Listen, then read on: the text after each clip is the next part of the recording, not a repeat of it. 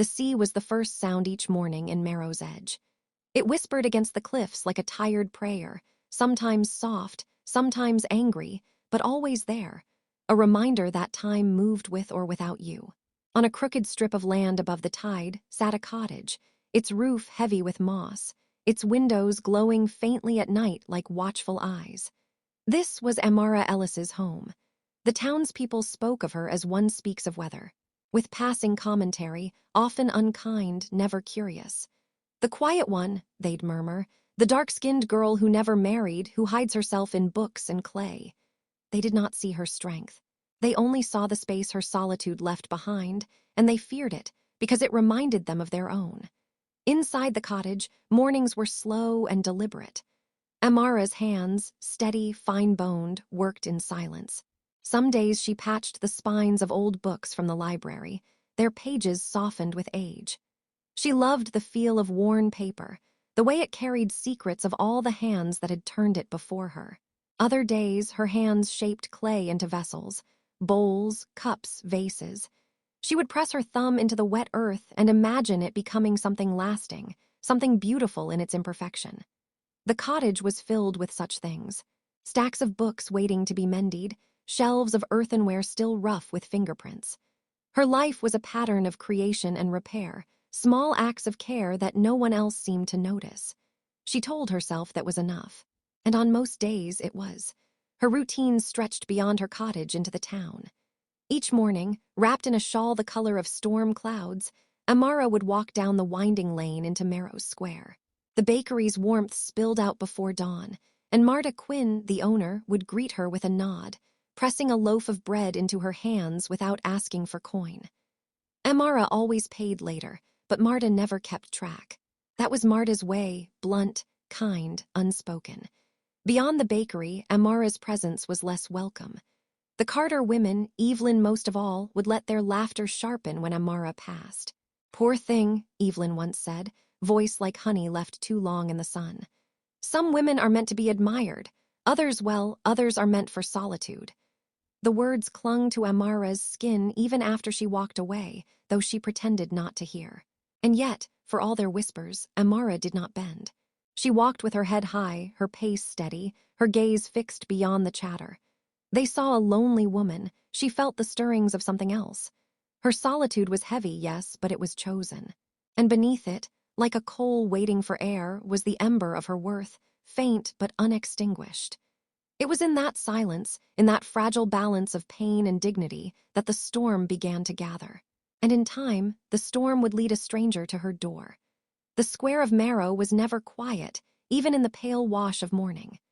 Fishmongers shouted prices across the cobbles, gulls circled overhead like restless judges, and women with baskets leaned together, exchanging gossip in low tones meant to be overheard. Amara stepped into the square with her basket pressed lightly to her hip.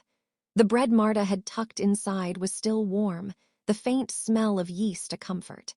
She had meant only to buy herbs and return quickly, but already she could feel eyes turning toward her, a ripple of notice that made her skin prickle. It wasn't that the townsfolk were openly cruel. No one spat in her path or shouted her name. Their weapon was subtler, the glance that lingered too long, the laugh that died when she approached, the polite smile too thin to hide disdain. Merrow had a way of keeping her at arm's length, as though her solitude were contagious.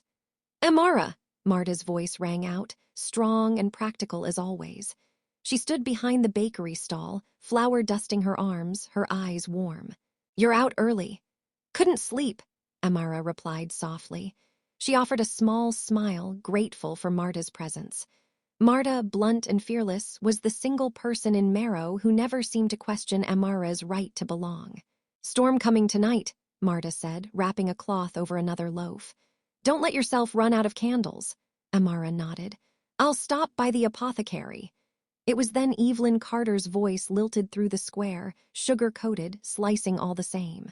"Oh, Amara, out among us today? How rare." Amara stiffened but did not turn away. Evelyn approached, her gown immaculate, her hair coiled in the fashionable style of the city she once claimed to have visited. She carried no basket, others did her shopping.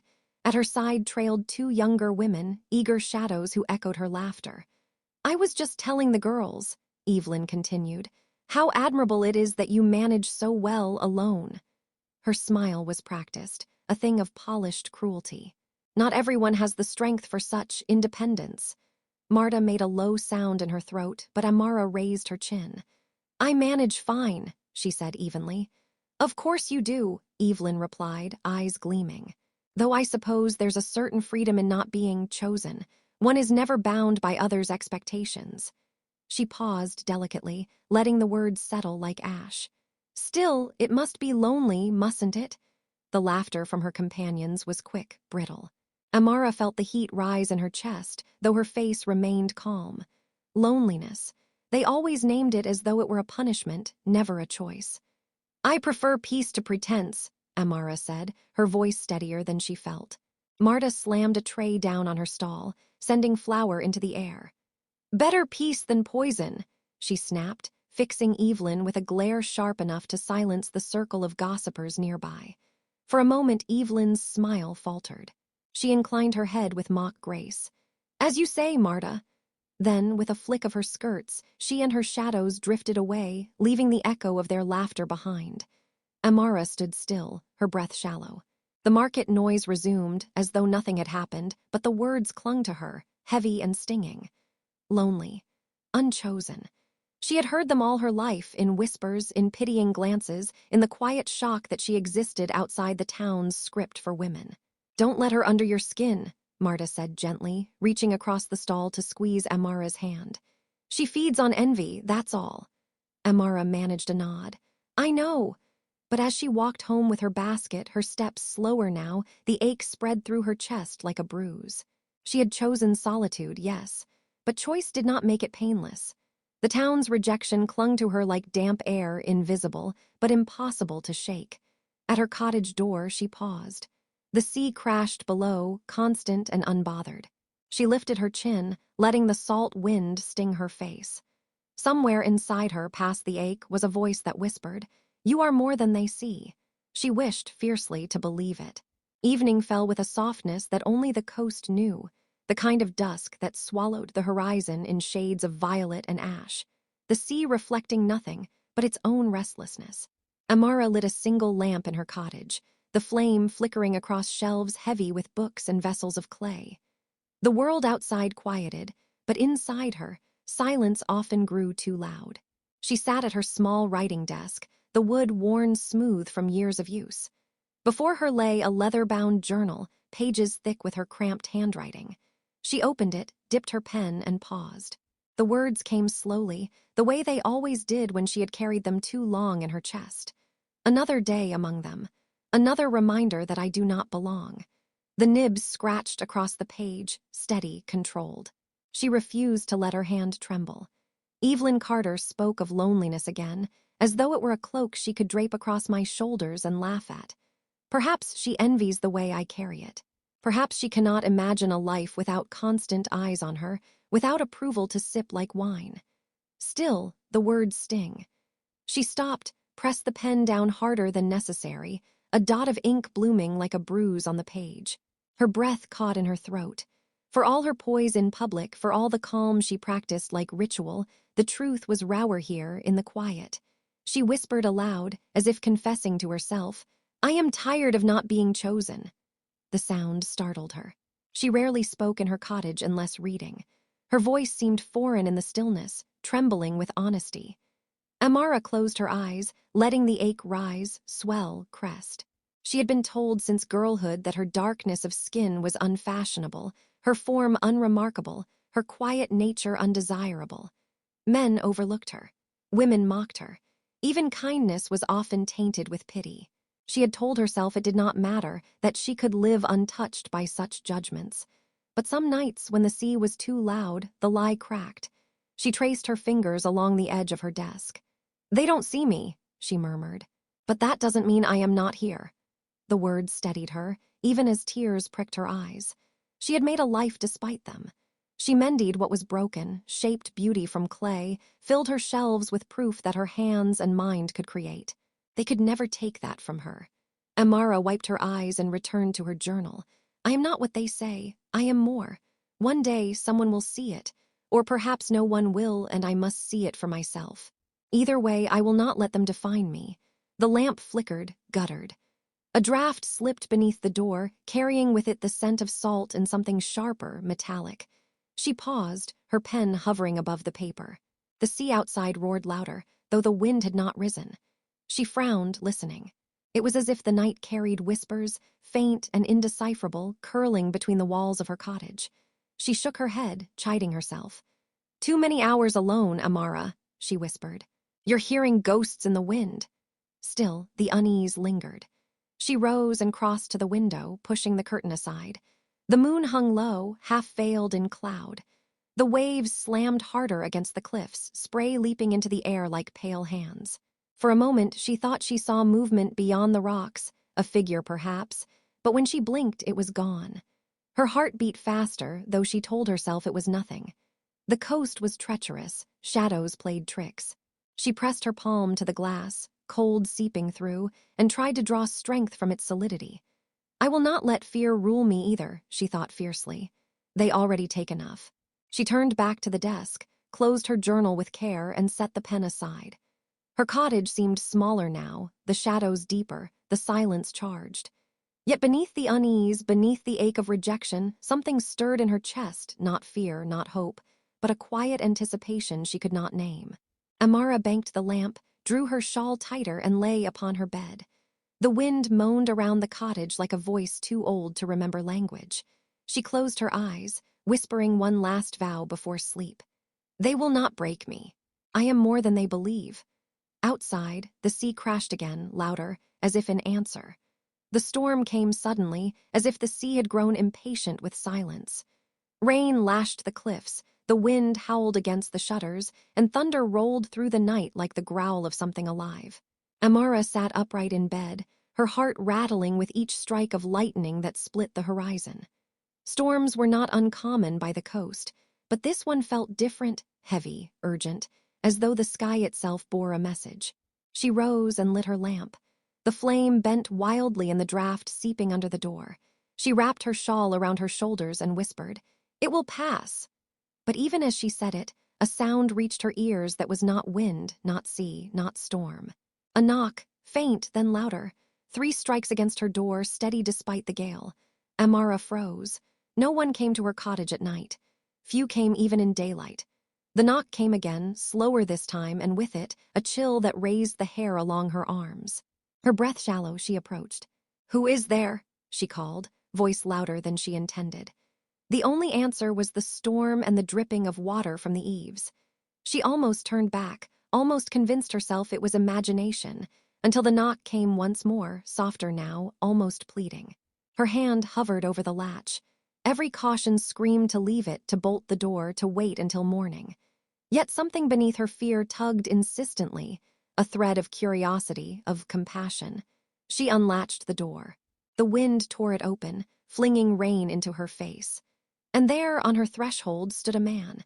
He was tall, broader than most, his dark cloak plastered to him with rain. His hair, black as the night itself, clung in damp strands around a face both fierce and strangely delicate. But it was his eyes that stopped her breath, pale, silvered, glimmering in the lamplight like moons trapped in shadow. "Please," he said, his voice hoarse, carrying an accent she could not place. "I need shelter." Amara's first instinct was to slam the door. Everything about him was wrong. The hour, the storm, the way he looked at her with an intensity that made her chest tighten. Yet he swayed on his feet, and when the lightning flared again, she saw blood seeping through the fabric at his side. She whispered before she could stop herself, "You're hurt." He nodded once, as if acknowledging a truth too heavy to speak. Her fear tangled with something deeper, the undeniable sense that this man was not like anyone she had ever seen, not merely wounded but other. His presence unsettled her, but her hand gripped the door wider instead of closing it.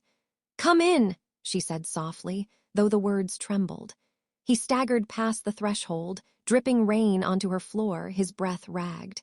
The air around him seemed charged, not only with storm but with a weight she could not name.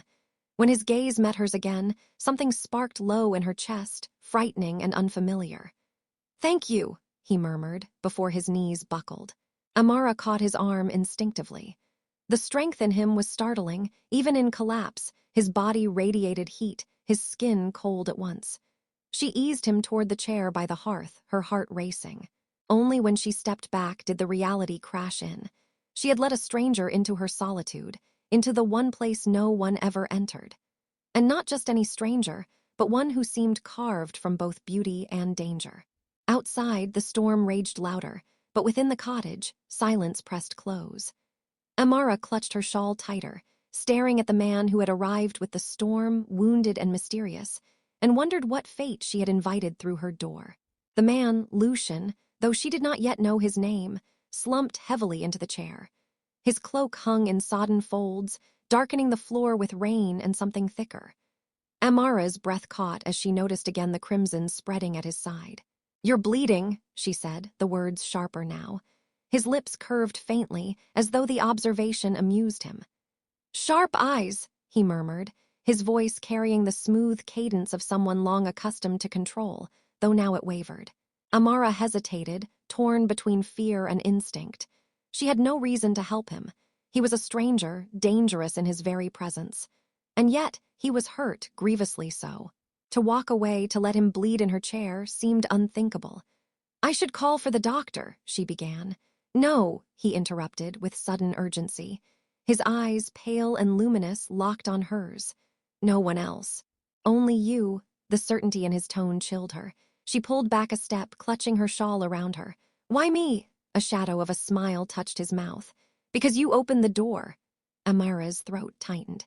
Against every hesitation, she found herself moving. Fetching water, cloth, the small wooden box where she kept needles and salves. Her hands moved quickly, trained from years of patching torn bindings, sealing cracked clay. She told herself it was no different, mending what was broken. When she pressed the cloth to his side, he drew in a sharp breath. The muscles beneath her touch were corded, powerful. She had never been this close to a man before, not like this. The intimacy of it unsettled her. "You're burning with fever," she murmured. "Not fever," he said softly, eyes half-lidded. "Only weariness. A long road behind me." "Then rest," she answered before she could think. His gaze slid to her face, and for a moment the storm seemed to fall away. "You speak as if rest were simple." Amara looked down, embarrassed by the heat rising to her cheeks. She pressed the cloth firmer, focusing on her task. "For some of us it is," she said, though her voice wavered. Lucien chuckled low, though the sound ended in a grimace. "Then you are fortunate. Rest has eluded me for centuries." The word slipped past her ears like thunder. Centuries. She glanced at him sharply, but his eyes were closed again, his face pale. Perhaps she had misheard, or perhaps it was the delirium of pain speaking. Still, the weight of the word lingered, unsettling. She worked in silence, wrapping the cloth tightly around his wound, her fingers brushing the hard plane of his abdomen. He was more scar than skin, evidence of battles she could not begin to imagine. When she finally leaned back, her heart was hammering. She expected him to rise or to demand more, but instead, his head lolled forward. His breath came slower, steadier. He was slipping not into death, but into sleep. Amara stiffened as his body shifted sideways, collapsing toward her. Instinctively, she caught him. His weight pressed against her shoulder, his damp hair brushing her cheek, his warmth seeping through her thin shawl. She froze. No one had ever rested against her before. No one had ever trusted her with their weight, their vulnerability. For years she had been untouchable, unwanted. And now here was this stranger, this strange, wounded man, surrendering to her arms as though they were the safest place in the world. She whispered, as if afraid to wake him, "Why here? Why me?" His lips moved faintly, the words almost lost to the storm. "Because you see what others don't." Her breath caught. She wanted to demand what he meant, but his head grew heavy against her shoulder. He was asleep, truly asleep. For a long time, Amara sat there, unmoving, her shawl dampened by his weight, her arms awkwardly cradling him. The storm still raged, but it seemed distant now, a backdrop to the impossible stillness inside her chest. She should have felt fear. Instead, she felt something else entirely. Wanted. For the first time in years, someone had chosen to rest in her arms.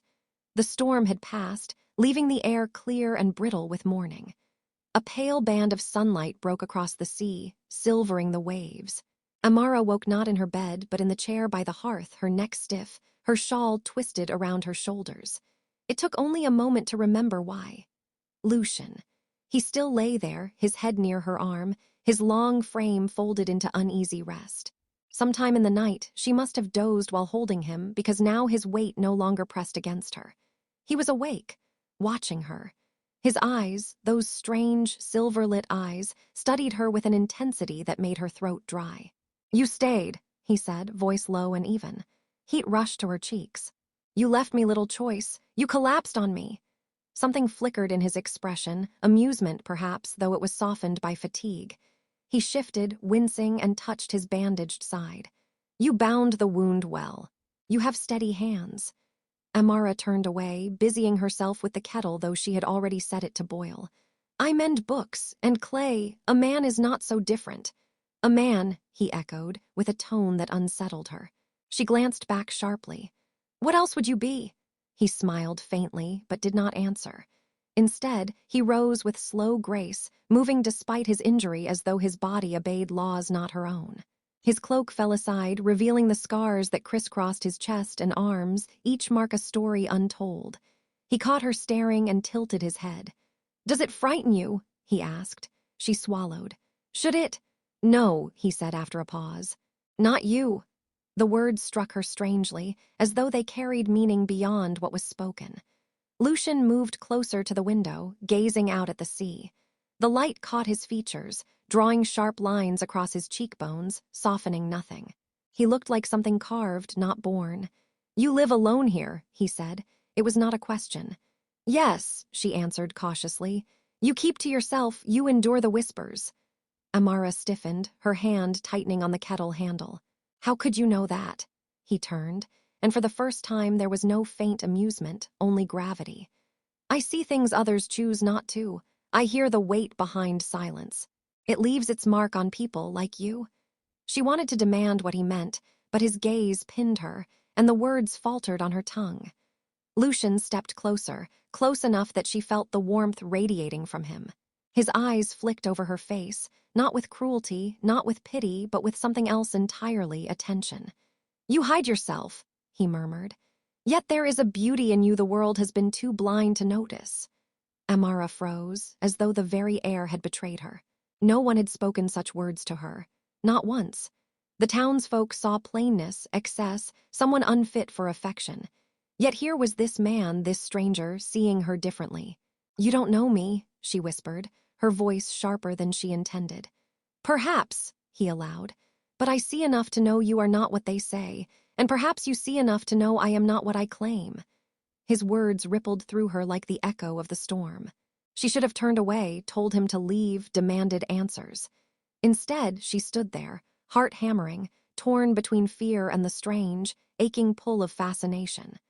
Silence thickened between them, filled only by the hiss of the kettle and the distant cry of gulls. Finally, Amara forced herself to move, pouring the steaming water into a cup, anything to ground herself. "You should drink," she said firmly, setting the cup before him. Lucien accepted it with a faint nod. His fingers brushed hers briefly, accident or intention she couldn't be sure. The touch lingered like fire along her skin. As he sipped, his eyes never left her. "The storm brought me to your door," he said quietly. "But it was not chance." Her breath caught. "What are you saying?" Lucien smiled, though it did not reach his eyes. "In time, you'll know." And though his voice was calm, Amara felt the truth of it coil around her heart. His presence was no accident. He had come here for a reason, and her life, once untouched and silent, would never be the same. The day stretched long and quiet, though Amara felt anything but at ease. Lucien lingered in her cottage like a shadow she could neither banish nor ignore. His presence filled the small space, altering the air itself, as if her home had grown larger to accommodate him, yet somehow more intimate. At first, she busied herself with chores, unwilling to indulge his silence. She stacked books, arranged her unfinished clay bowls, polished the wood of her work table. But every movement carried the weight of his gaze, steady and unflinching. "You work with your hands often," he remarked, finally breaking the hush. His voice had the cadence of someone who rarely wasted words. Amara did not look up. I repair what others throw away. Books, clay, sometimes people's dishes. It passes the time. Books and clay survive longer than people, he said softly. Perhaps you mend the things that last. That caught her. She stilled, brush in hand, then glanced at him. And what do you mend, Lucien? His mouth curved, but the expression was not a smile. It was almost sad. I don't mend, I endure. The honesty in his tone unsettled her more than any cryptic remark he'd made before. She found herself studying him, his posture too straight for comfort, the tired set of his eyes, the way he carried centuries in his silence. You speak like someone very old, she said carefully. I am. His gaze did not waver. Older than this town. Older than the stones beneath it. A chill passed through her, but curiosity outweighed fear. And yet you sit here in my cottage, drinking tea like any traveler. Lucien's eyes softened, the silver in them catching the afternoon light. Because for the first time in longer than I can measure, I feel less, alone. The words rooted deep. Amara looked away, her throat tightening. She had lived with solitude so long it had become her second skin. To hear it mirrored back by this strange, powerful man, it felt dangerous, like standing too close to a flame. You know nothing of me, she whispered. Then tell me. She hesitated. The years of silence pressed against her ribs, urging her to keep her wounds locked away. Yet something in his gaze invited truth without judgment, so she let the words slip free. They never say it outright, she began, her voice low. But I know what I am to them, too dark, too large, too different. I was a girl once who wanted love like anyone else, but the suitors never came. They chose others, softer, fairer, smaller, and so I stopped waiting. Lucien listened without interruption, his stillness itself a kind of reverence.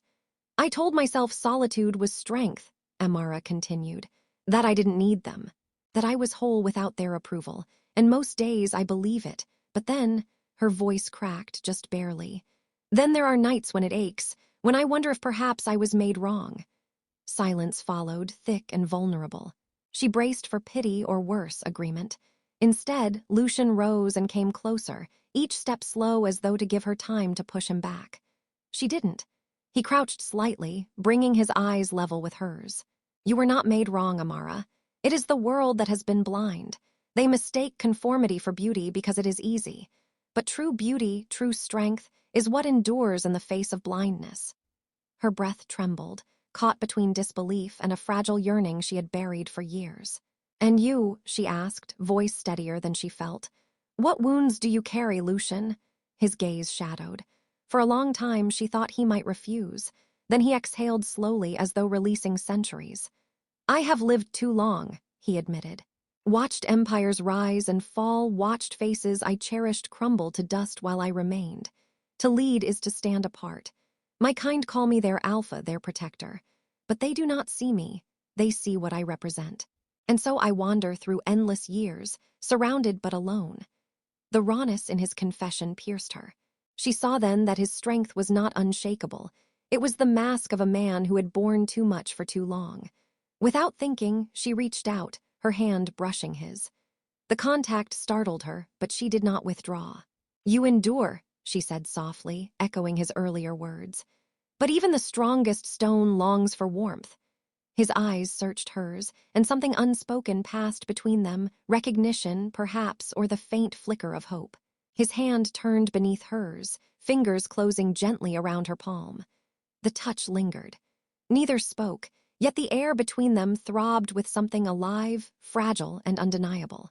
For Amara, it was the first time in years that another's presence did not feel like intrusion. For Lucien, it was the first time in centuries that another's gaze did not feel like expectation.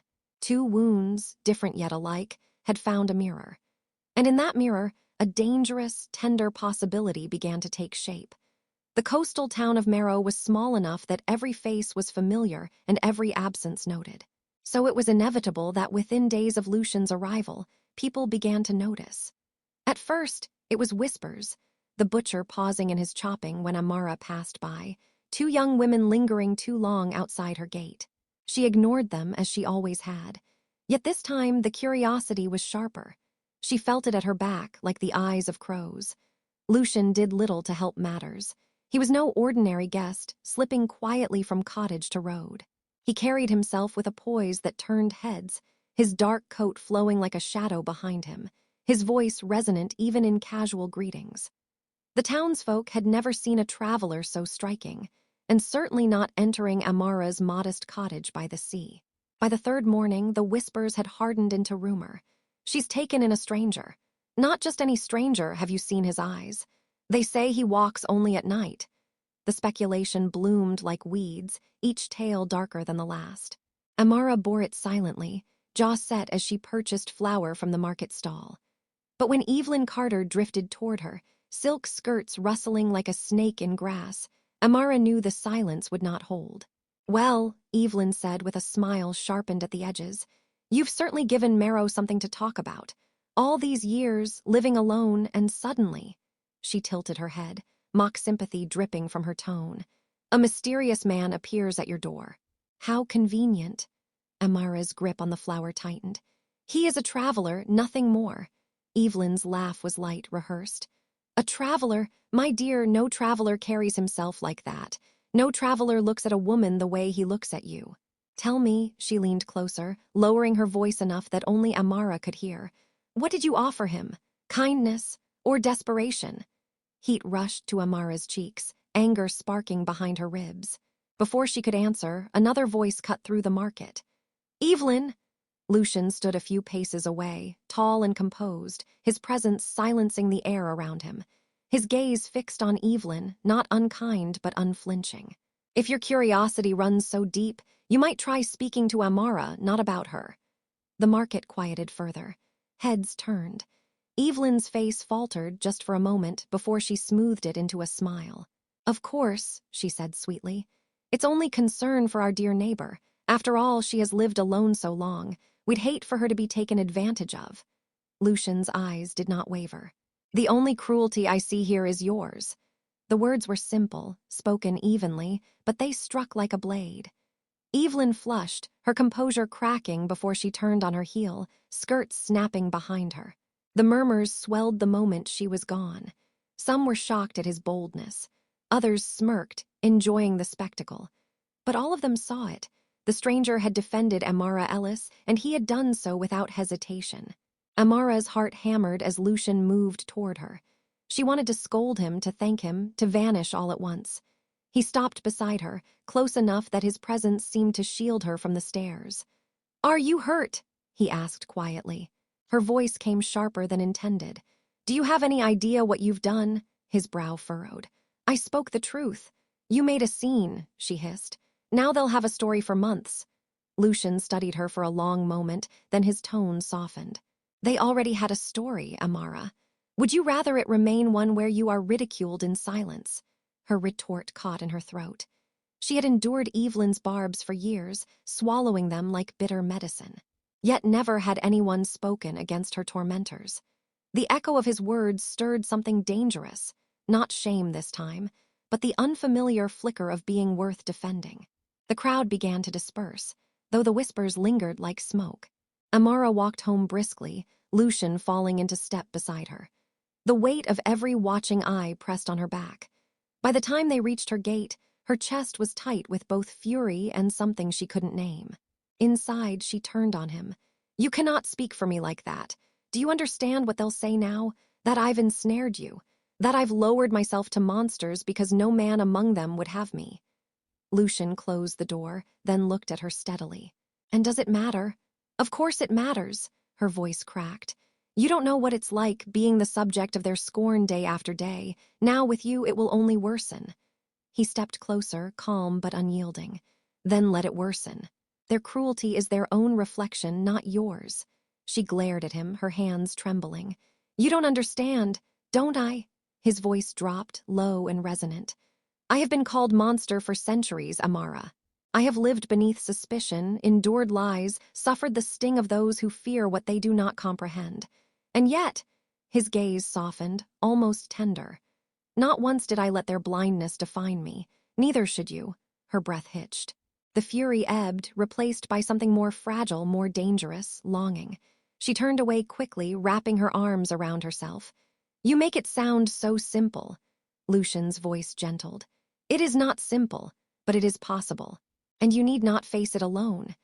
The admission hung between them, more intimate than any touch. Amara felt the truth settle into her bones. The town's whispers were no longer just about her. They were about them. And though fear gnawed at her, another part of her, the part long starved of tenderness, ached at the thought of standing alone again. The sea air was cool, laced with the faint salt of low tide and the hush of waves curling against the rocks. The town slept, shutters drawn tight, but the moon hung wide and watchful above the cliff path. Amara had not intended to walk with him that night. She had been restless, pacing the cottage with thoughts like thorns. The rumors, the whispers, Evelyn's cutting words, they clung to her skin, burrowed into her chest. She stepped outside for air, and there he was, already waiting by the gate as though he had known. "Couldn't sleep?" Lucien asked softly. She shook her head. "No." He inclined his head toward the path that wound along the cliffs. "Walk with me." She hesitated. Every instinct urged her to retreat, to guard herself against what might follow if anyone saw. But the night was empty, the pull of his presence undeniable. She nodded once, and together they set out beneath the silver-lit sky. For a time they walked in silence, the only sound the crunch of gravel and the distant surf. Lucien's steps were unhurried, almost reverent, as if the night itself belonged to him. Amara kept her eyes on the horizon, but she could feel him, always feel him beside her. Finally, he spoke. "Do you know how rare it is to see someone walk with such quiet strength?" She glanced at him, startled. "Strength. I've done nothing. I live quietly because the town prefers it that way." His gaze turned toward her, steady and unyielding. "That is not quiet submission. That is endurance. You carry yourself like the tide, relentless even when dismissed. That is strength." Amara's chest tightened, torn between disbelief and yearning. "You make me sound like something I'm not." "No," Lucien said, voice low, deliberate. "I speak only what I see. And what I see is radiant." The word struck her like a spark. Radiant. No one had ever called her that. She slowed, the moon spilling over her face, and shook her head faintly. "You don't know me well enough to say that." His eyes, bright as liquid silver, did not waver. "I know enough. Enough to see past the veil others place upon you. You think yourself plain, unwanted, but you are neither. The light touches you differently, Amara. You hold it even in your pain." Her lips parted, but no words came. Her pulse thudded in her throat, and she found herself turning slightly toward him, as though the truth he spoke carried gravity. Lucien stopped, and she with him. The cliff edge stretched before them, the sea below restless and vast. The moon cast their shadows together, tangled as one. Slowly he lifted a hand, brushing back a strand of hair that had loosened from her braid. His touch lingered just at the curve of her cheek. She shivered, not from cold, but from the unbearable closeness of him. "Amara," he whispered, and her name sounded different on his tongue, like a vow or a prayer. Her breath caught. His face was so close now, his lips only a breath away. The night seemed to still, the world holding its breath with hers. Her body leaned without thought, pulled by a longing she had buried for too long. But just as the space between them thinned to nothing, panic surged. Society's scorn, Evelyn's laughter, her own years of rejection, all came flooding back. And beneath it all, something darker. The mystery of him, the sense of power that clung to his every word and gesture. He was not like the men she had known. He was not entirely human. Amara turned sharply, stepping back. The cool air rushed between them where warmth had nearly been.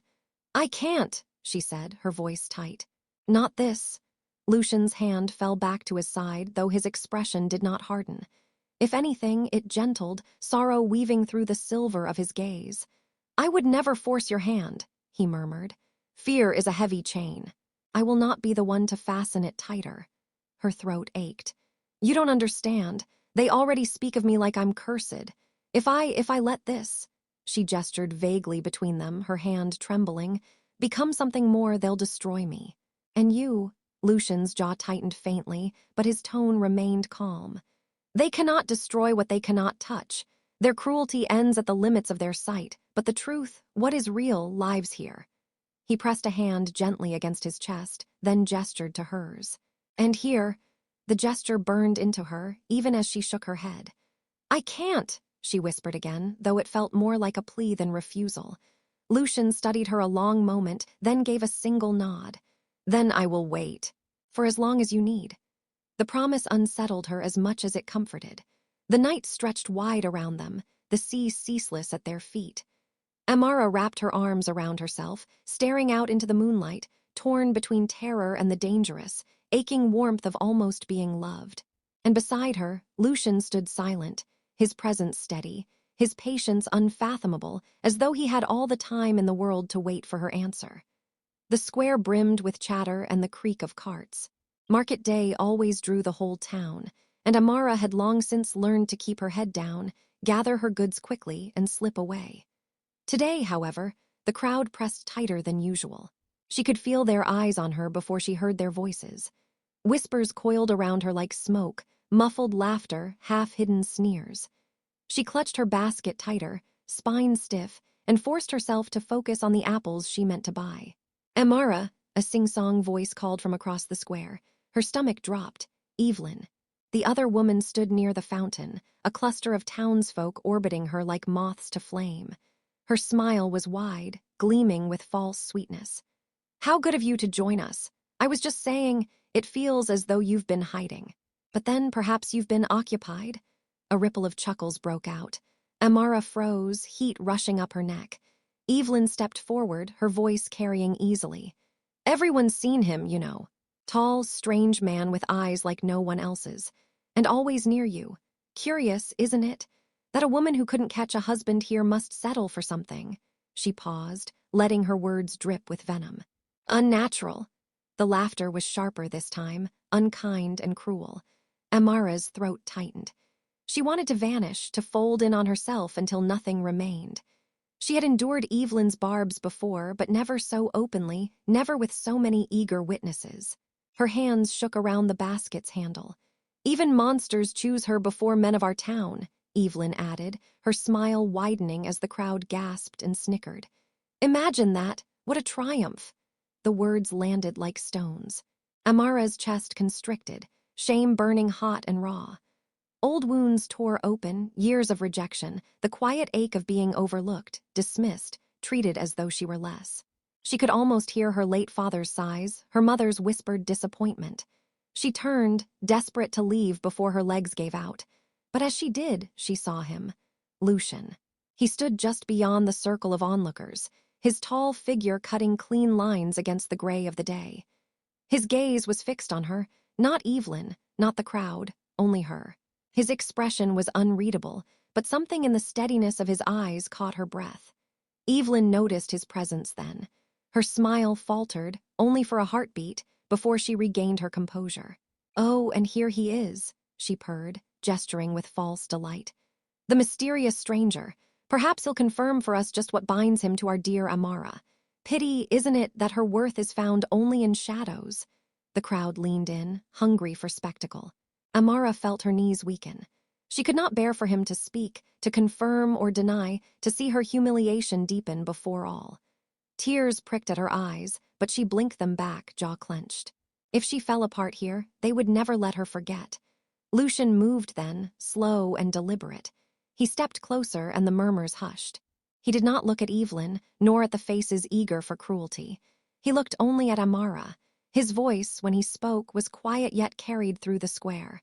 They speak because they cannot see. The words were for her alone, though everyone heard them. Evelyn's smile cracked. And what exactly do you see, stranger? She pressed, forcing brightness back into her tone. Lucien turned his gaze to her finally, and for the first time Evelyn faltered under it. His eyes seemed to strip away the performance, the cruel delight. I see envy disguised as wit, he said calmly, and loneliness dressed in finery. A stunned silence followed. Evelyn's face flushed, her lips twitching with rage she could not voice without breaking her composure. She gave a brittle laugh, but it rang hollow. Lucien turned back to Amara, his expression softening once more. Come, he said simply, extending his hand. Her chest trembled. For a heartbeat she hesitated, the weight of every watching eye pressing down on her.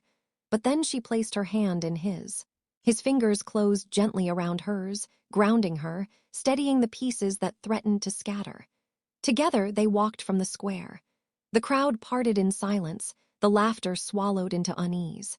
Only when they were beyond the gazes did Amara let out a shaking breath. She had nearly crumbled, humiliation burning like fire, but he had caught her before she fell. And though her old wounds throbbed, one truth pulsed louder in her chest. For the first time, she had not faced them alone. The whispers had reached a fever pitch. All week the town had buzzed with rumors, stranger, shadow, monster, and Evelyn's barbs had only sharpened them. By the time the townsfolk gathered again in the square, the air itself seemed thick with suspicion. Amara stood at the edge, her pulse uneven. She had not wanted to come, but there were errands she could not ignore. Lucien walked beside her, silent, his presence a wall between her and their stares. Yet she could feel the pressure of the eyes, the weight of judgment pressing in. It happened quickly. A boy no older than 12 pointed. His eyes. Look at his eyes. The cry stirred the crowd. Several stepped back. Others leaned forward, hungry for confirmation. The tension snapped like a taut rope. "Show us what you are," a man barked, voice trembling with both anger and fear. No honest soul carries eyes like that. Evelyn, her smile cruel, added, "Yes, stranger, unveil yourself. Or will you keep hiding behind Amara as though she were your cloak?" The crowd stirred with laughter, half nervous, half thrilled. Amara's throat tightened. "Don't," she whispered to Lucien. "They don't deserve the truth." But Lucien's silver gaze rested on her, not the crowd. His voice was soft, steady. "I've hidden long enough." And then he changed. It was not sudden, not a violent eruption, but a slow unfurling, as if something vast and ancient stretched awake within him. His eyes burned brighter, silver bleeding into white. His presence swelled, pressing against the square like an unseen tide. Shadows bent toward him. The air thickened with a hum that raised the hairs on every neck. Gasps split the silence. Someone dropped a basket of fish, the slap of it loud in the stunned air. Lucien's cloak fell back, revealing the pale strength of his arms, the unnatural stillness of his form. His fangs caught the light when he spoke, not grotesque, but terrible in their beauty. "I am no man of your kind," he said, voice resonant, carrying a weight older than any in that square could fathom. "I am what you have whispered of in fear, sung of in old tales. I am vampire." The word cracked through the crowd like thunder. Screams rang out, people stumbling backward, clutching crosses, muttering prayers. Mothers drew children close, men raised tools like weapons. Amara's heart pounded. She should have fled, should have recoiled like the rest. But she stood rooted, unable to tear her eyes away. Lucien turned then, slowly, his gaze locking on hers. All the power that had unsettled the crowd softened when it found her. His voice, though still edged with ancient strength, grew tender. "But it was not centuries of darkness that brought me to this moment," he said. "It was you." Her lips parted, breath catching. "You," he continued, stepping closer until the space between them vanished. "The woman who lives in silence, who endures cruelty with quiet strength. The world turned from you, but still you endure. In you I saw life again. In you I remembered what it was to want more than survival." Gasps rippled through the onlookers, but Lucien did not waver. He reached for her hand, unflinching before their horror. His touch was steady, grounding, his skin cool but alive with some strange fire beneath. "You made me feel alive again," he said, so quietly she wondered if it was only for her. "And I will not let you stand alone." The crowd faltered, their fury tangled with fear. None dared step closer, not with his power thrumming in the air, not with his pale, terrible beauty holding them still. Amara's vision blurred with unshed tears. She should have pulled back, should have feared him as they did. Yet the truth was undeniable. In his revelation, he had chosen her. Before them all, he had tied his existence to hers. And though the world recoiled, she felt for the first time that she was not unwanted, not unseen. The crowd murmured, restless and divided. Some fled. Others lingered, suspicion burning deeper. But as Lucien's hand enclosed hers, as his words sank into the marrow of her being, Amara knew one thing with aching clarity. Whatever storm this truth unleashed, they would face it together. Silence fell heavy after Lucien's revelation. The townsfolk lingered in a half-circle, torn between fleeing and staying to witness what came next. Torches hissed in the damp night, shadows stretching across the square. Evelyn's face gleamed with cruel triumph, waiting for Amara to crumble. Amara's heart thundered, but not from fear alone. All her life, whispers had defined her, unwanted, unlovable, destined for solitude. And here she stood, caught between a world that despised her and a man who had unveiled the darkest truth of himself, yet offered her the brightest mirror she had ever known. Evelyn's voice sliced through the stillness. "See, even monsters prefer her, how fitting." She turned to the crowd, laughter sharp and triumphant. "She's not one of us, never was. Let her keep her demon." A ripple of agreement, a hiss of disapproval. All eyes swung to Amara. The weight of their judgment pressed like iron against her chest. For a moment, she faltered. She felt the pull to shrink, to retreat into the shadows as she always had. To let their cruelty dictate her truth. To bow her head and vanish back into her cottage, silent and small. But then, Lucien's hand tightened around hers. His silver eyes searched her face, not demanding, not pleading, but offering. His strength was not a chain but a question. "Will you claim yourself?" The world seemed to hold its breath. Amara inhaled, steadying herself. And then, with a voice that trembled at first but grew stronger with every word, she spoke. "You call me unworthy," she said, her gaze sweeping the crowd. "You have mocked my skin, my solitude, my very existence. And I believed you for far too long. I let your cruelty write my story." Her voice rose, ringing clear into the night air. "But no more. I am not your shame. I am not your shadow. I am enough, more than enough, and I will not hide." The crowd stirred, uneasy, their certainty wavering. Evelyn's smile faltered. Amara turned fully to Lucien, her heart blazing with something she had never let herself feel in the open, defiance, love, worth. "And as for you," she whispered, her voice breaking with raw emotion, "you may be feared, you may be other. But to me, you are the one who saw me when no one else would." Lucien's eyes softened, ancient power bending into something human, tender. Amara's choice crystallized in that moment, clear and unshakable. She stepped closer, closing the space between them. And before the eyes of a town that had never wanted her, she lifted her chin and kissed him. It was not a timid kiss. It was fierce, claiming, full of all the words she had swallowed for years. His arms closed around her instantly, steady and unyielding, as though the centuries had been waiting for this singular collision. The crowd gasped, some in horror, some in awe. Marta, standing near the back, pressed a hand to her mouth, not in dismay, but in quiet, shining pride. When they parted, Amara did not look away, did not bow her head. She stood tall, Lucien's hand still in hers, her lips still burning with the truth she had claimed. Let them whisper. Let them recoil.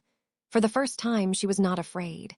The square emptied in ripples, fear dragging some away, shame pulling others. Yet not everyone fled. A few lingered, their faces uncertain, their eyes flickering between Amara and Lucien as though struggling to reconcile what they had seen with what they had always believed. Amara stood with Lucien's hand in hers, her heart still racing from the kiss that had silenced centuries of silence inside her. The torches hissed in the sea air, smoke curling up into the night, and for once she did not shrink beneath the weight of the town's gaze. Marta Quinn stepped forward. The baker's apron was still dusted with flour, her strong hands folded across her chest. She did not hesitate, did not waver. Her voice carried steady and clear across the square. "I see no monster here," she said. "Only a woman who deserves more respect than any of us have given her." A hush spread. Evelyn scoffed, but Marta's words had already landed. A younger man, one of the fishermen, shifted uncomfortably. "She's always kept to herself," he muttered, almost defensive. "And what harm did that do?" Marta shot back. "We turned our backs on her because she was different, because she didn't fit our mold. That shame is ours, not hers." Amara's throat tightened.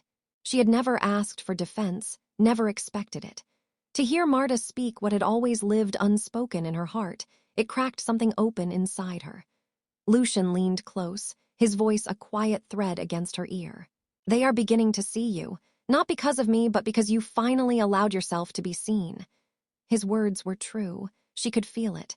The strength coursing through her was not borrowed. It was her own. Lucien had not created her worth. He had only reflected it back to her until she could no longer deny it. As the townsfolk drifted away, some casting uncertain glances, Amara felt the shift. Small, fragile, but real. A woman brushed past Evelyn without joining her sharp laughter. A boy who had once mocked her clay pots lingered as though he might buy one tomorrow. The foundations of their prejudice had cracked, and through the fissures light had begun to seep. When at last the square emptied fully, Marta came to her side. She clasped Amara's hands warmly, ignoring Lucien's unsettling presence as if she had already decided to see him as man rather than monster. "I am proud of you," Marta said simply. "Not for him, for you." The words struck deeper than any insult ever had. Amara blinked back tears, whispering, "Thank you." Marta gave a brisk nod, as though anything more would break her composure, then turned and strode away into the night. Silence followed, but it was no longer heavy. It was alive, like a field after a storm, soaked but ready to bloom. Amara let out a long breath. "All my life I thought if I kept quiet, if I stayed small, I would be safe." But silence only made their voices louder. She looked at Lucien, her eyes steady now. "Tonight, I finally spoke for myself." He brushed his thumb over her knuckles, reverent. "And the world shifted because you did." Her heart swelled, not just with the strange, fierce affection she felt for him, but with something greater, herself. For the first time in memory, she felt lighter, as though the weight she had carried for years had slid from her shoulders into the sea. It was not Lucien's arrival that had freed her. It was her choice, her voice, her refusal to shrink. And as she looked at the horizon, where storm clouds were parting to reveal a pale wash of moonlight, Amara knew this truth. Whether loved by vampire, by townsfolk, or by no one at all, she was enough. The cottage was still, the firelight flickering low. Outside, the sea sighed against the cliffs, its rhythm steady, eternal. Inside, the air carried a different kind of quiet, not the silence of isolation Amara had known for years, but the hush of intimacy, of something tender and fragile being born. Lucien sat near the hearth, his profile carved by the glow, shadows playing along his sharp features. Even in stillness, he seemed otherworldly, a being forged by centuries of darkness. Yet his shoulders, usually rigid, now sloped in a rare ease. Amara poured water into a clay cup she had made weeks before, the uneven lip catching a glimmer of light. She pressed it into his hands. "Drink," she said softly. "You still look as if the storm hasn't left you." He accepted it, their fingers brushing. His eyes lifted to hers, luminous and unreadable, yet softened in a way that made her chest ache. He drank, then set the cup aside, though he did not release her hand. For a long moment, neither spoke. The fire popped, the wind pressed against the windows, and still he held her, as if her touch alone tethered him to the present. Finally, his voice broke the silence. "I have lived longer than men are meant to," he said, low and rough, "and I have forgotten many things. The sound of laughter, the sweetness of rest, the warmth of being known. Centuries passed, and I told myself I needed none of it. That peace was a luxury I was not meant to taste." Amara's breath caught. She squeezed his hand gently, urging him to go on. "But then," he continued, his eyes burning into hers, "I came to your door, wounded, emptied, ready to disappear into the endless dark. And instead," he exhaled as if the words cost him something, "instead I found arms that did not push me away. I found you." The fire painted her face in gold. She swallowed hard, her voice trembling but certain. "I never thought I could give someone peace. I never thought I was enough for anyone." Lucien lifted his hand, cool fingers brushing her cheek with reverence. "You gave me more than peace. You gave me a place to rest, a place to belong." His thumb lingered against her skin, tender as moonlight. "Amara, you gave me home." Her heart surged, tears blurring her vision. And then he kissed her slow, unhurried, but deep, carrying centuries of hunger and the fragile wonder of new beginnings. She melted into him, her arms winding around his neck, feeling the strength of him, the vulnerability beneath it. When they finally parted, foreheads resting together, Amara whispered, "And you gave me proof that I was never less than I believed." The night wrapped around them, not as a prison but as a shelter. For the first time, Amara's cottage did not feel small. It felt vast, infinite, because within its walls she was no longer alone. The sea still whispered against the cliffs, but its song had changed. No longer a dirge of loneliness, it carried the rhythm of renewal, of tides turning. And in the quiet village of Marrow's Edge, where once whispers had chained her, Amara Ellis walked with her head unbowed. She was no longer the woman who slipped through markets with eyes lowered, shrinking from cruel laughter. She was no longer the shadow cast by others' prejudice. She was herself, whole, radiant, undeniable. At her side moved Lucien, his presence both strange and steady, feared by many, revered by some. Yet he did not outshine her.